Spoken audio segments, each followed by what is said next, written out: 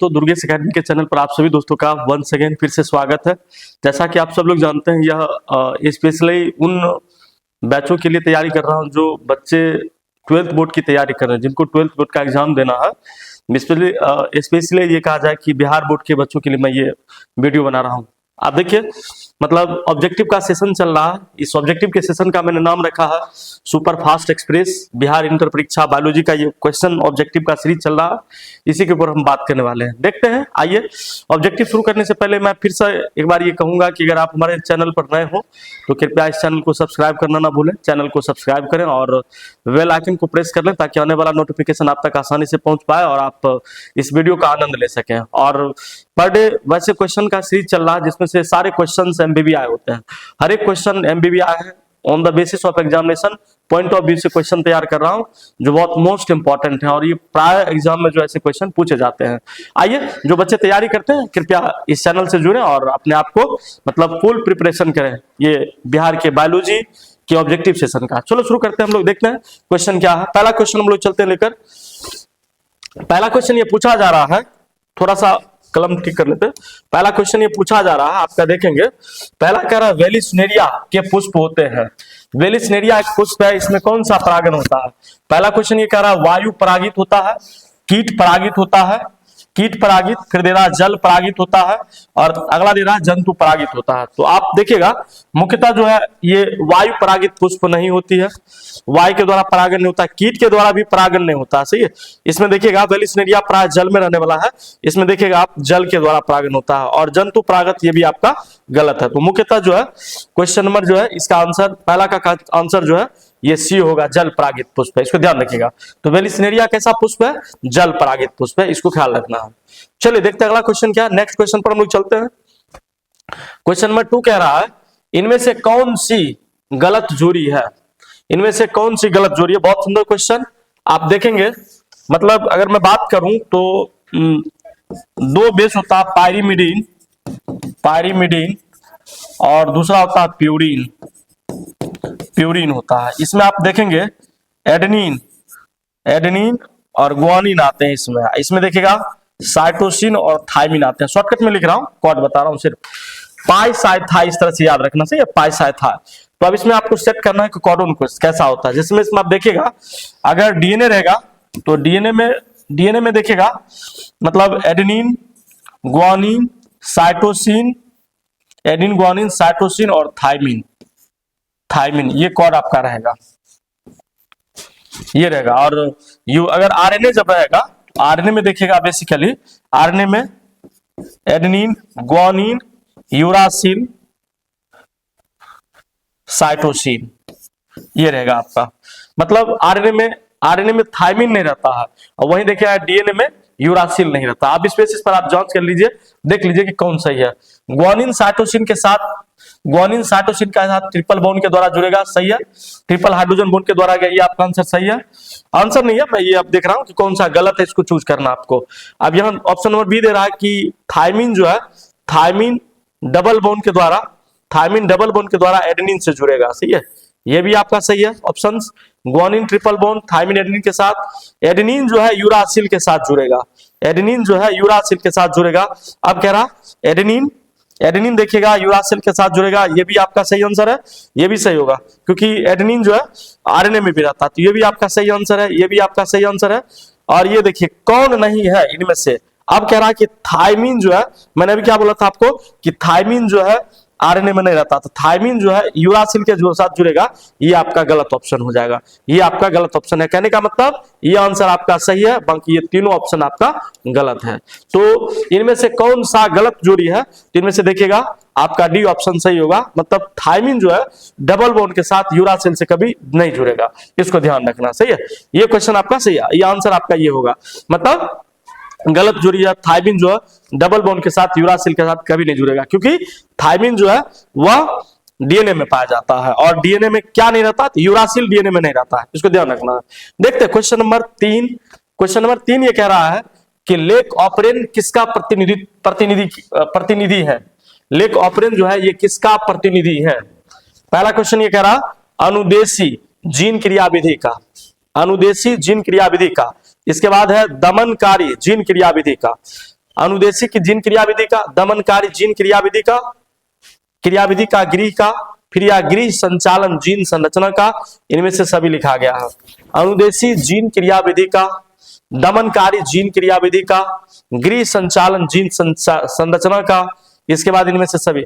आप देखिएगा जो लैक ऑपरेंट मॉडल जो दिया गया था, ये आपका जो है मतलब आप देखिए अनुदेशी जीन क्रियाविधि, दमनकारी जीन क्रियाविधि, दमनकारी जीन क्रियाविधि देखिएगा मोर देन ये ऑप्शन सही रहता है, ये है।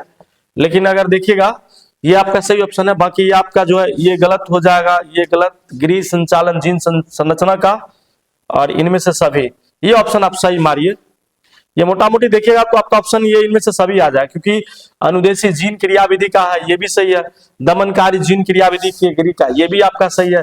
गृह संचालन जीन संरचना का, ये भी सही है। इनमें से सभी मारिए, ये ऑप्शन आपका सही है। ये ऑप्शन में आप इसमें मारो सही है, ये सही है।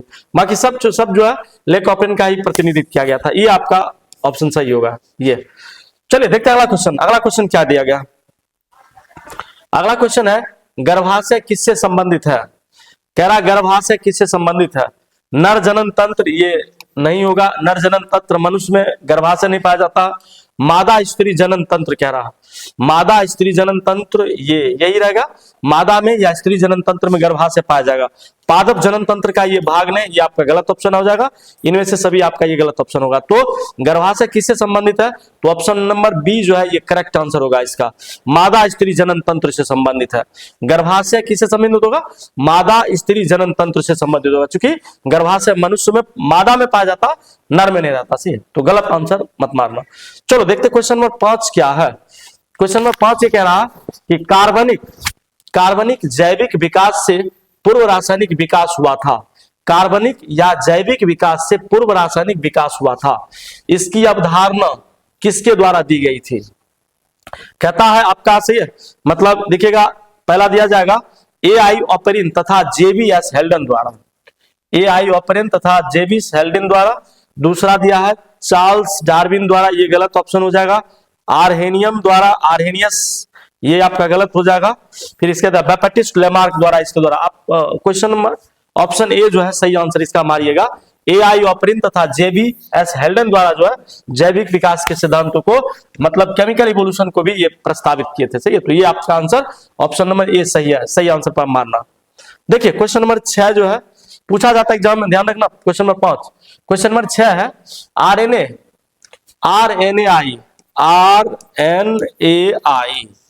RNAi का प्रयोग रोगाणुओं का नियंत्रण करने हेतु किस पौधों में किया जाता है? RNA का देखिएगा, RNAi के रोगाणुओं प्रयोग में रोगाणुओं का नियंत्रण किसके द्वारा किया जाता? ऑप्शन दिया गया तंबाकू, यही आपका सही आंसर होगा। तंबाकू के पौधे में ही RNAi का प्रयोग किया जाता है। ये आंसर आप सही मारना। बाकी आम आपका गलत होगा, आलू भी गलत होगा, पॉपी ये भी गलत होगा। सही है, तो ये आपका गलत ऑप्शन हो जाएगा। ऑप्शन नंबर ए देखिएगा, RNAi में जो है RNAi में तंबाकू के जो है पौधे पर मतलब प्रयोग किया गया था। इसके बाद देखिएगा क्वेश्चन नंबर 7 है पॉलीमेरेज श्रृंखला अभिक्रिया का क्या कार्य है? पॉलीमेरेज श्रृंखला अभिक्रिया देखिएगा, पॉलीमेरेज श्रृंखला अभिक्रिया जिसको हम लोग PCR कहते हैं, इसमें आप देखिएगा PCR कहते हैं। कहने का मतलब पॉलीमेरेज चेन रिएक्शन, मतलब पॉलीमेरेज श्रृंखला अभिक्रिया जो होती है ये इससे संबंधित है ये आपका। तो आप PCR में देखिएगा मुख्यतः मतलब जीन का जो है प्रतिलिपि तैयार किया जाता है। कहने का मतलब जीन की प्रतिलिपि को हम लोग तैयार करेंगे, प्रतिलेख का।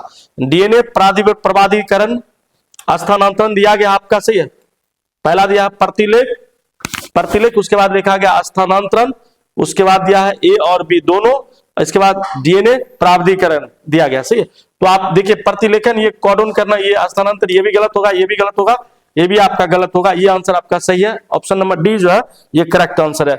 DNA प्राधिकरण जो है पॉलीमेरेज श्रृंखला द्वारा DNA के प्रतिवर्धित कॉपियों को तैयार किया जाता है। आप चाहे तो जितना तैयार कर सकते हैं इसके द्वारा।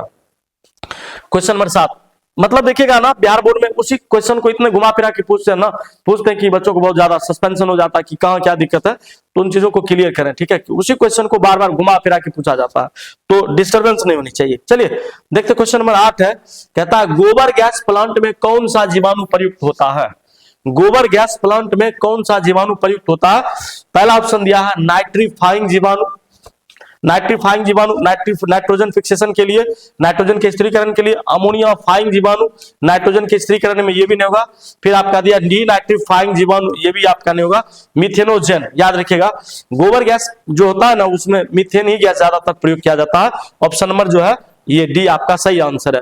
मिथेनोजेन से, गोबर गैस में मीथेन गैस का ज्यादातर प्रयोग रहता है, तो मिथेनोजेंस का प्रयोग याद रखिएगा, जीवाणु प्रयुक्त किया जाता है इनका, ठीक है, तो इसको याद रखिएगा। गोबर में मीथेन और मीथेन में मिथेनोजेंस जो होता है वो जीवाणु प्रयुक्त रहता है, तो इसका प्रयोग किया था। तो ऑप्शन ये आपका ऑप्शन नंबर डी सही है, इस पर आप करेक्ट आंसर मारना। देखते क्वेश्चन नंबर 9 क्या है। क्वेश्चन नंबर 9 पूछ रहा कॉपर्टी जो है वो कॉपर्टी किससे बचाव का कार्य करता है? कॉपर्टी किससे बचाव का कार्य करता है? देखिएगा कॉपर्टी महिलाओं में लगाया जाता है जिससे संतान की प्राप्ति जो है अनचाहे गर्भ से बचा जा सके, सही है, इसके लिए कॉपर्टी का यूज किया जाता है। गर्भ निरोधक ये साधन है, गर्भ निरोधक साधन का प्रयोग कर, सही है, परिवार नियोजन को जो है वो नियंत्रित किया जा सकता है। परिवार नियोजन में हम दो हमारे दो, हम दो हमारे एक, इस तरह से ये सिद्धांत लाया जाता है। बहुत तरह से कॉपर्टी उपयोग किया जाता है। देखिएगा कॉपर्टी कहता है अंडो उत्सर्ग के द्वारा, कॉपर्टी से मतलब अंडो उत्सर्ग के द्वारा बचा जाएगा, नहीं ये गलत है, अंडो उत्सर्ग होगा ही। फिर कहता है अंडे के परिपक्वता को, ये भी गलत आंसर है। अंडे के परिपक्वता से कॉपर्टी का कोई रिलेशन नहीं है। निषेचन, बिल्कुल सही, ये आंसर आपका सही है। निषेचन के द्वारा जो है कॉपर्टी से निषेचन को रोका जा सकता है, क्योंकि वो मतलब फेलोपियन ट्यूब देखेंगे इस तरह से, ये जो गर्भाशय का ये नीचे वाला पोर्शन रहता है, ये वेजाना यहाँ पर रहता है, यहाँ पर देखिएगा ओवम रहता है, यहाँ पर ओवेरी जो है यहाँ अंडा आता है, फिर ये फेलोपियन ट्यूब के द्वारा जाता है, तो यहीं पर जो है कॉपर्टी लगाया जाता है। इस भाग में कॉपर्टी ब्लॉक कर दिया जाता ताकि इधर से जब स्पर्म जाए तो अंदर ना जा सके, निषेचन को रोका जा सके, ठीक है। तो यहाँ पर जो है आप ऑप्शन इस पर मारना, तो ये जो है मुख्यतः निषेचन को रोकता है। कॉपर्टी किससे बचाव करता है? ये निषेचन को रोकता है। इनमें से कोई नहीं, ये आपका गलत आंसर दिया गया, इसको ध्यान रखिएगा। क्वेश्चन नंबर देखते हैं हम लोग 10। क्वेश्चन नंबर 10 कह रहा है निम्न में से कौन सा मोबाइल अनुवांशिक पदार्थ है? मोबाइल अनुवांशिक पदार्थ है जो जीन के रूप में व्यवहार, खंडित जीन देखिएगा, ये आपका ऑप्शन गलत हो जाएगा। डीएनए का सेगमेंट होता है, खंडित जीन कहलाता है, सही है। The segment of DNA is called gene, खंडित जीन, ये आपका गलत। ट्रांसपोन जीन, यही आपका सही आंसर है। मतलब मोबाइल अनुवांशिक पदार्थ के रूप में ट्रांसपोजन का प्रयोग किया जाता है। जंपिंग जीन, ये आपका नहीं होगा, ये भी आंसर आपका गलत हो जाएगा। बी और सी जो है ये आपका गलत ही ऑप्शन होगा, तो ऑप्शन नंबर बी जो है वो आपका सही आंसर है। ट्रांसपोजन जीन जो है वह मोबाइल अनुवांशिक पदार्थ के रूप में जाना जाता है। आइए देखते हैं हम लोग क्वेश्चन नंबर 11 पे पर चलते हैं। क्वेश्चन नंबर 11 क्या कह रहा कि मनुष्य निम्नांकित में से की ऑर्डर तथा किस कुल का सदस्य है? किस ऑर्डर तथा किस कुल का सदस्य, थोड़ा सा मिस्टेक है।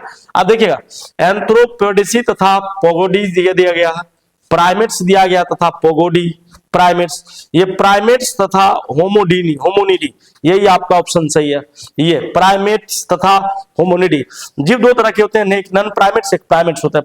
प्राइमेट्स में देखिएगा आप मेंस्ट्रुएशन साइकिल आएगी, और नॉन प्राइमेट्स में जो मेंस्ट्रुएशन साइकिल नहीं आती, उसमें ऑयस्टर साइकिल प्राय चलता है, और इनमें से कोई नहीं दिएगा, इसका ये गलत आंसर। आप देखिएगा अगर मैं मनुष्य की बात करूं तो मनुष्य में देखिएगा, मनुष्य में मुख्यतः जो है इसका जो संघ होता है, फाइलम इसको हम लोग कहते हैं।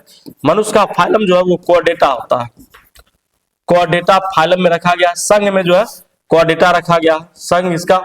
वही देखिएगा इसका क्लास जो होता है, मनुष्य का क्लास, ये आपका मेमेलिया में आ जाता है। मेमेलिया क्लास है, क्लास मतलब वर्ग होता है, फाइलम हम लोग इसको संघ कहते हैं। उसके बाद देखिएगा ऑर्डर, आप ऑर्डर देखिएगा इसमें तो आपका, इसके बाद फैमिली आ जाती है। ऑर्डर में आप देखिएगा तो मुख्यतः आपका आ जाएगा प्राइमेट्स, ये आपका ऑर्डर आ जाता है, सही है। इसके बाद अगर आप फैमिली देखेंगे, इसका फैमिली आप देखेंगे तो फैमिली में आ जाता है आपका होमिनिडियाई, इसका परिवार रहता है।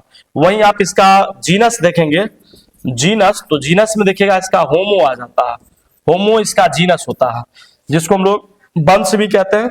देखिएगा होमो, और स्पेसीज एक आ जाता है, स्पेसीज में देखेंगे मुख्यतः मनुष्य का जो स्पेसीज होता है वो सैपियंस होता है, सैपियंस। फिर से ये संघ वो आपका कॉर्डेट संघ में रखा गया। मनुष्य का देखिएगा वर्ग जो होता है वो मेमेलिया आ जाता है, मेमेलिया स्तनधारी वर्ग में। और दूसरा ऑर्डर देखिएगा ये प्राइमेट्स ऑर्डर, गण जो है आपका वर्ग ये वो आपका गण, गण इसका ऑर्डर देखिएगा प्राइमेट्स आ जाता है। वहीं आप देखिएगा इसका फैमिली, फैमिली मतलब होता है कुल, परिवार भी इसको कहते हैं हम लोग कुल।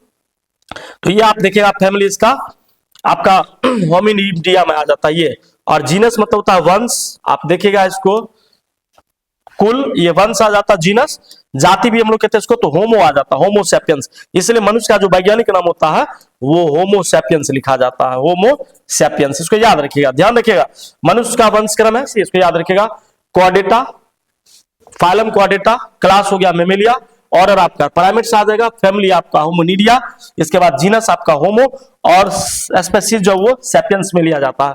तो इस तरह से आपको ध्यान रखना है। इस बेसिस पर अगर आप देखेंगे तो पूछा जा रहा है कि ऑर्डर क्या है, तो ऑर्डर आपका देखिएगा प्राइमेट्स आ जाता है, जैसे मैंने लिखा प्राइमेट्स ऑर्डर हो गया। और होमिनिडी देखिएगा आपका पूछ रहा है कि कुल क्या होगा, तो कुल जो आपका होमिनिडी ये आपका आ जाएगा, कुल मतलब परिवार, फैमिली होता है, सही, तो ये आ जाएगा। तो ऑप्शन नंबर सी जो है ये करेक्ट आंसर है, आप याद रखिएगा इसको। फिर से मनुष्य में मतलब ऑर्डर तथा कुल का सदस्य कौन है, तो ये प्राइमेट्स और होमिनिडीज वर्ग का ये सदस्य, सही, इसको ध्यान रखिएगा। चलते क्वेश्चन नंबर देखते हैं अगला। क्वेश्चन नंबर 12 क्या है? क्वेश्चन नंबर 12 ये कह रहा कि भ्रूण पोष वाले बीजों का क्या, बीजों को क्या कहा जाता है? भ्रूण पोष वाले बीजों को क्या कहा जाता है? देखिएगा आप, पहला कहता है एपोकार्पिक, अगला दिया भ्रूण पोष बहुभ्रूण, बहुभ्रूण से मल्टी एम्ब्रायोनिक कंडीशन, इसके बाद दिया है एंडोकार्पिक, अगला दिया है एंडोस्पर्मिक, एंडोस्पर्मिक। एपोकार्पिक, एपोकार्पिक देखेंगे ये मतलब बीज चोल का बाहरी भाग रहता से बहुभ्रूणता देखिएगा। फिर ये तो आपका नहीं होगा। एंडोकार्पिक है आपका, ये भी नहीं होगा। आप इसमें मतलब भ्रूण पोष सीधा रखिए ना, भ्रूण पोष को इंग्लिश में कहते हैं, भ्रूण पोष को इंग्लिश में कहते हैं इंडोस्पर्म। इससे आप याद रखना, ठीक है, एकदम कंसेप्ट के लिए। इंडोस्पर्म से इंडोस्पर्मिक भाग बनेगा, इसको भ्रूण पोषी भाग। तो एंडोस्पर्मिक ये नीचे वाला डी ऑप्शन जो है ये आपका करेक्ट आंसर है, इसमें आप सही मारो, बाकी आपका ये गलत। भ्रूण पोष को इंडोस्पर्म कहते हैं, इंडोस्पर्म से इंडोस्पर्मिक सीड ये वाला बीज जो है कहा जाता। तो भ्रूण पोष वाले बीज को हम लोग इंडोस्पर्मिक बीज कहेंगे, सही है, याद रखिएगा। चलिए चलते क्वेश्चन नंबर 13 देखते हैं। क्वेश्चन नंबर 13 क्या पूछा जा रहा? क्वेश्चन नंबर 13 ये कह रहा अपघटक कैसा होता है? अपघटक देखिएगा प्राय परपोषी होता है।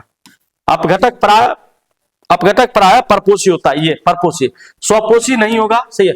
अपघटक देखिएगा किसी पदार्थ पर जाकर उस पदार्थ को अपघटित करता है, तो परपोषी का काम करता है, मतलब वो भोजन जो है स्वयं नहीं बना पाता है, सही है, अपने आप से नहीं बनाता, किसी अन्य जीव पर आश्रित रहता है, इसलिए ऐसे जीव को हम लोग परपोषण कहते हैं। तो अपघटक जो है परपोषण की श्रेणी में आता। ऑर्गेनोट्रॉप्स ये भी आपका गलत, इनमें से कोई नहीं, ये आपका गलत होगा। तो ये आपका परपोषण जो है सही आंसर ये दीजिएगा। अपघटक पदार्थ से डिकम्पोजर जिसको हम लोग कहते हैं, तो ये परपोषण वर्ग में आएगा। चलिए देखते हैं अगला क्वेश्चन। क्वेश्चन नंबर 14 कहता है रेट्रो विषाणु निम्नलिखित में किस बीमारी का रोगजनक है? रेट्रो विषाणु को हम लोग पश्च वायरस भी कहते हैं, पश्च विषाणु भी कहते हैं, सही है, पश्च विषाणु। इसी में देखिएगा आपको आ जाएगा HIV देखिएगा ह्यूमन इम्यूनोडेफिशिएंसी वायरस, इसके कारण होता है आपका एड्स बीमारी प्राय इसके कारण होता है। तो आप देख लीजिए कि कौन सा सही आंसर है। सिफिलिस ये आपका गलत है, STD डिजीज है, सेक्सुअली ट्रांसमिटेड डिजीज को सिफिलिस कहते हैं। सिफिलिस प्राय देखिएगा महिलाओं में होता है, और वहीं पुरुष में देखिएगा एक डिजीज है गोनोरिया, ये धरती है पुरुष में, पुरुष के जो पेनिस होता है उसमें से छोटे छोटे संरचनाएं निकलने लगती है, स्पॉट लाइक स्ट्रक्चर, तो गोनोरिया लगता है। ये सिफिलिस ये आपका गलत आंसर। एड्स देखिए यही सही आंसर है, मतलब HIV पश्च विषाणु रेट्रोवायरस इसी को कहा जाता है, ये एड्स के कारण होता है, सही है। फाइलेरिया आपका गलत हो जाएगा, ए और बी दोनों ये आपका गलत ऑप्शन होगा, ये आप सही मारिएगा रेट्रो विषाणु में। चलिए देखते हैं क्वेश्चन अगला। क्वेश्चन नंबर 15 क्या है? निम्नांकित में प्लाज्मिड कौन है? निम्नांकित में प्लाज्मिड कौन है? सही है, ये देखिए बेसिलस बेम HI ये आपका गलत है। इको R1 इस्चरिचिया कोलाई से प्राप्त किया जाता है, ये भी आपका गलत है, ये ऑप्शन आपका सही है। PBR 322 ये ऑप्शन आपका सही है। जो प्लाज्मिड होता है वो प्लाज्मिड ये इस तरह से लिया जाता है, ये आपका सही आंसर है। हिंट 111 ये रेस्ट्रिक्शन एंडोन्यूक्लियेज, ये भी रेस्ट्रिक्शन एंडोन्यूक्लियेज एंजाइम, ये भी तीनों रेस्ट्रिक्शन प्रतिबंधन एंजाइम है, सही है, जिससे मॉलिक्यूलर इंसिजर किसी भी DNA को कटिंग किया जाता है, काटा जाता है। तो ये ऑप्शन आपका सही है, इसमें मारना प्लाज्मिड जो होता है ये होता है, सही है। चलते क्वेश्चन नंबर 16 की तरफ। निम्नांकित में से कहता है निम्नांकित में से जैव आवर्धीकरण का कारण किसे माना जाता है? आप देखिएगा जैव आवर्धन का कारण, आवर्धीकरण का कारक माना जाता है।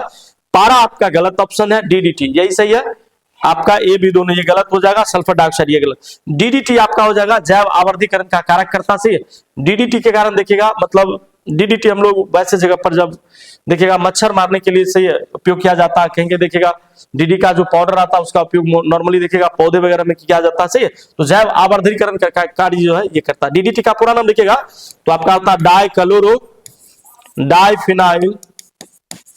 डाइफिनाइल ट्राइक्लोरोइथेन, ट्राइक्लोरो ये इथेन, ये आपका डीडीटी का पूरा नाम होता है। तो डीडीटी जैव आवर्धीकरण का कार्य करता है, ये ऑप्शन सही है। बाकी आपका तीनों ऑप्शन गलत है, उसको याद रखिए। चलते क्वेश्चन नंबर 17 के पास।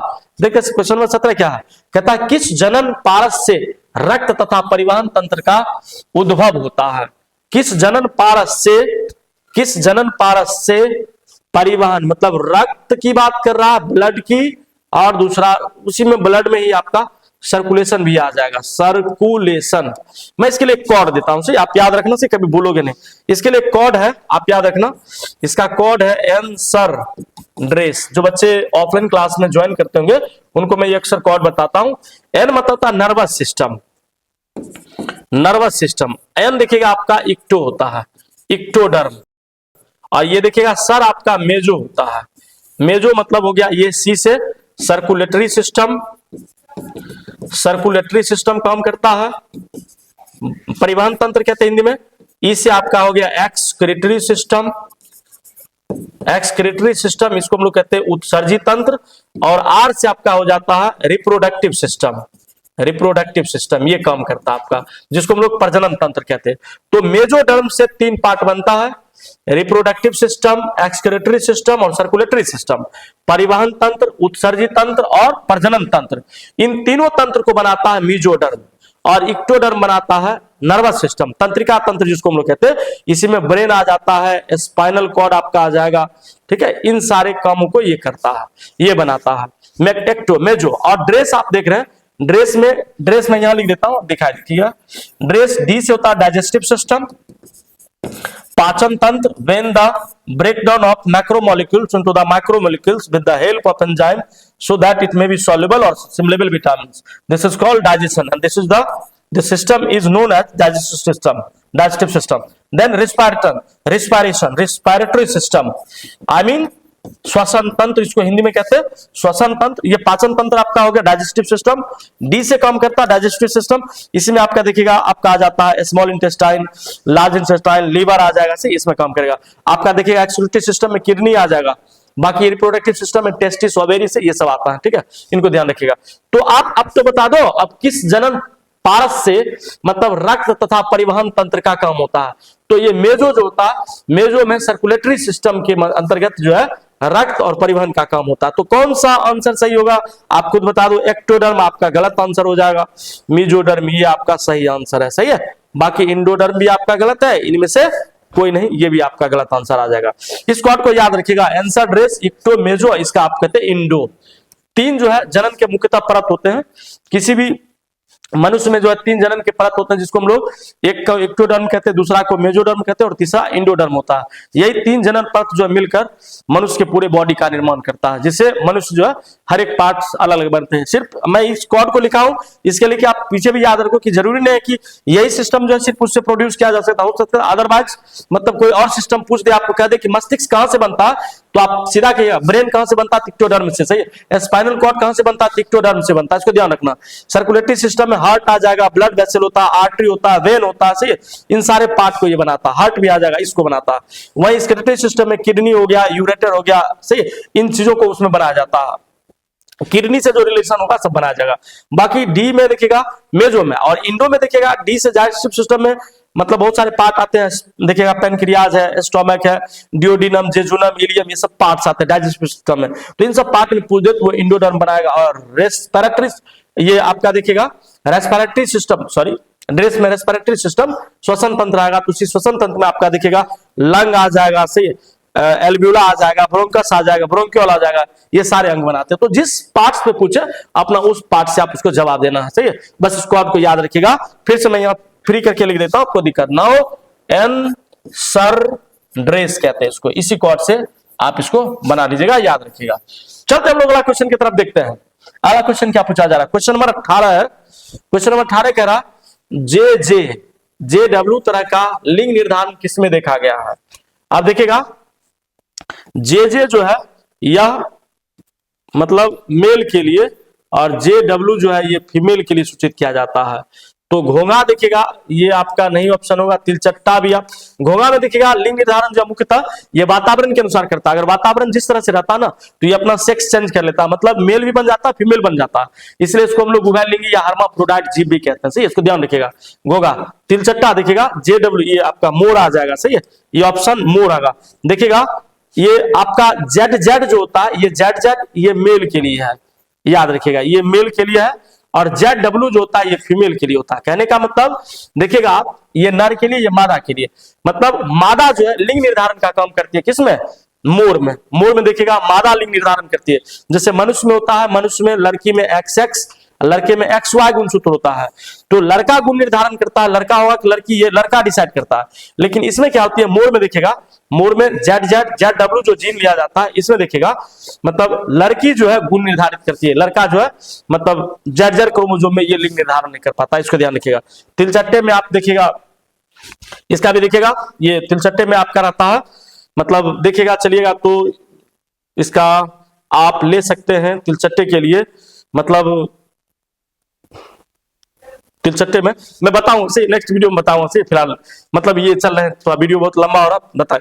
तिलचट्टा घोंघा, तिलचट्टा से मोर, ये मनुष्य, इसका ऑप्शन अपना सही, ये सी नंबर ऑप्शन लीजिए, ये करेक्ट आंसर आपका सही है, इसको ध्यान रखिएगा। ठीक है, आगे बढ़ते फिर अगले वीडियो में बताऊंगा आपको। ठीक है, मनुष्य का मैंने बता ही दिया, इसका से ये रहता। चलिए क्वेश्चन नंबर देखते हैं 19, कहता है टी.आई. प्लाज्मिड निम्नांकित में से किससे प्राप्त किया जाता है। टी.आई. प्लाज्मिड निम्नांकित में से किससे प्राप्त किया जाता है। लिखा गया पहला एग्रोबैक्टीरियम राइजोजिन्स, फिर अगला लिखा गया एग्रोबैक्टीरियम ट्यूमेरेफेसियंस, ये भी दोनों सही है। इसमें देखिएगा नॉर्मली देखिए मुख्य रूप से अगर पूछेगा ना तो मुख्य रूप से देखिएगा इसमें पाया जाता है, टी.आई. प्लाज्मिड जो है मुख्य रूप से इसमें भी पाया जाता है। ठीक है, और इसमें बाद में देखिएगा इसमें भी किया जाता है, तो इसका अगर ऑप्शन सही मानेंगे तो ऑप्शन नंबर सी जो है ये करेक्ट आंसर होगा। मतलब एग्रोबैक्टीरियम में रहता है, सही है, राइजोजिन्स में भी पाया जाता है, और ऑप्शन नंबर ये भी देखिएगा किसी बुक में ये आंसर दे देता है, सही है, लेकिन वास्तव में ये भी आंसर है, ये भी सही है, दोनों सही है, इसलिए ये आंसर आप सही मारो, ए और बी जो है आपका ऑप्शन सही है। ठीक है, ये भी ऑप्शन सही है, इसको मारो। ठीक है, किसी बुक में ये देता है लेकिन ये गलत है, दोनों से आप टी.आई. प्लाज्मिड को रिमूव कर सकते हो। सही है, चलिए देखते हैं अगला क्वेश्चन, क्वेश्चन नंबर 20 है एंड लास्ट क्वेश्चन।